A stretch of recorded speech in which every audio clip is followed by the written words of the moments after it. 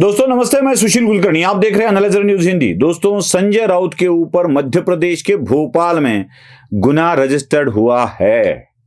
जी हां, बिल्कुल सही सुना आपने, मध्य प्रदेश में हुआ है। दरअसल बात ऐसी हुई कि महाराष्ट्र में लाडली बहना, जिसको लाड़ की बहन कहा जाता है, उस योजना का शुभारंभ हुआ। अब उस योजना के तहत महाराष्ट्र के महिलाओं को महाराष्ट्र की सरकार 1,500 रुपए महीना देने लगी। अब ये योजना इतनी पॉपुलर हुई कि महिलाओं की सहानुभूति या सद्भावना शिवसेना, भारतीय जनता पार्टी एवं राष्ट्रवादी कांग्रेस पार्टी की तरफ बढ़ने लगी। मतलब महायुति वाले जितने भी है, उनकी तरफ महिलाएं सहानुभूति की भावना से, अपनों की भावना से देखने लगी।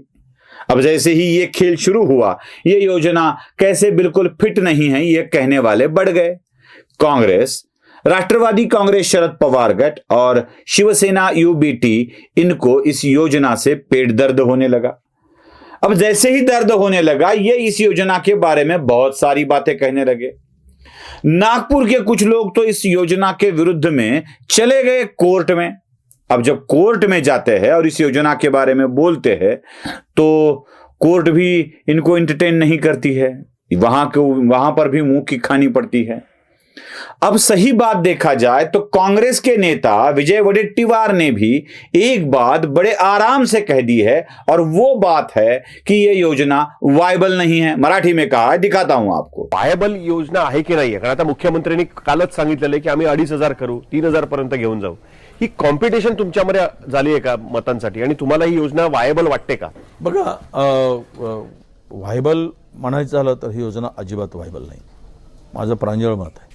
देखा, टीवी चैनल के साक्षात्कार में उन्होंने कहा है कि यह योजना वायबल नहीं है। अब एक कदम आगे बढ़ते हुए संजय राउत आए, और संजय राउत ने तो पूरी की पूरी गलत जानकारी दे दी। क्या बोले संजय राउत? संजय राउत बोले कि इस योजना के कारण महाराष्ट्र में सैलरी नहीं होने वाली है, लोगों को पगार नहीं मिलने वाला है, महाराष्ट्र की सरकार कंगाल होने जा रही है। अब ये सारी गलत जानकारी देते देते देते देते संजय राउत को पीलिया हो गया है भारतीय जनता पार्टी की तरफ से, और उन्होंने उस पर मध्य प्रदेश की सरकार पर भी गलत जानकारी देकर आरोप लगा दिया।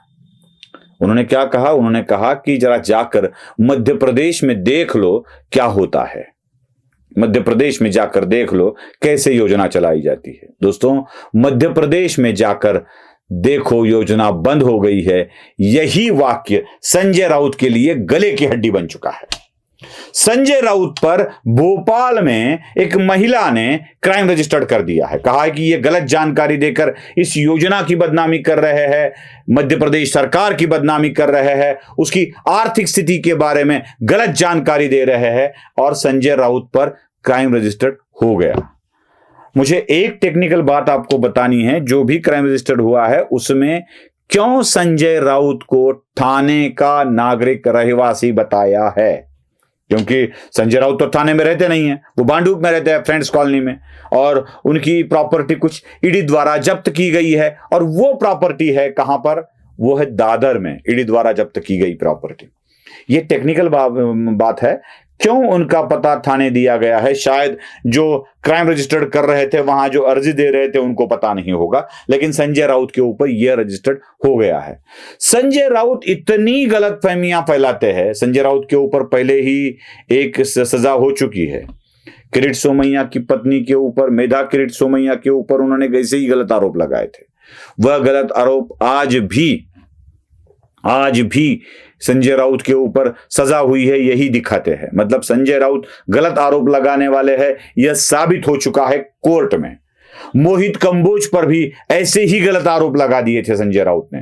कहा था कि मैं तो मोहित को जानता ही नहीं हूं, लेकिन मोहित कंबोज ने जब पूरी की पूरी चिट्ठी पत्री खोल के रख दी, कितनी बार गणपति को गया है ये दिखा दिया, और उनके वो भी ब्यौरा भी दिया कि संजय राउत के फिल्म में कितने पैसे लगाए हैं मराठा प्रोडक्शन कंपनी में, तो वो भी दिखा दिया।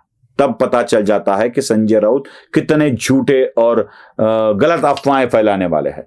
संजय राउत की इसी अफवाह के फैलाने के स्वभाव के कारण आज संजय राउत के ऊपर मध्य प्रदेश में गुना रजिस्टर्ड हुआ है। शायद महाराष्ट्र की पुलिस जो काम नहीं कर पाएगी वो मध्य प्रदेश की पुलिस जरूर करेगी। संजय राउत की गिरफ्तारी जरूर होगी। नमस्ते।